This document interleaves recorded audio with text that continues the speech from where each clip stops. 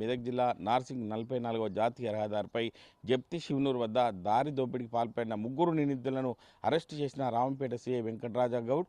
ఈ సందర్భంగా వారు మాట్లాడుతూ 5వ తేదీన నార్సింగ్ 44వ జాతీయ రహదారి వద్ద గుర్తు తెలియని దొంగలు సెల్ ఫోన్ డబ్బులు ఇద్దరు వ్యక్తులను బెదిరించి కేసులో అరెస్టు చేసి రిమాండ్ చేయడం జరిగిందని చెప్పి రామంపేట పోలీసులు తెలిపారు.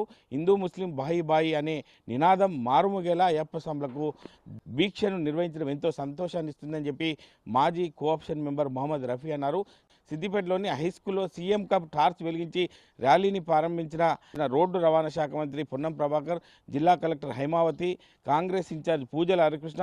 మంత్రి మాట్లాడుతూ క్రీడాకారులను ప్రోత్సహించడానికే తెలంగాణ ప్రభుత్వం స్పోర్ట్స్ పాలసీ తీసుకువచ్చిందని చెప్పి గ్రామీణ ప్రాంతంలో ఇటువంటి నైపుణ్యం ఉన్న క్రీడాకారులను నైపుణ్యాన్ని వెలికితీసి ఉన్నత స్థాయికి తీసుకురావడానికి ప్రభుత్వం ఎప్పటికీ కృషి చేస్తుందని చెప్పి వారు తెలిపారు.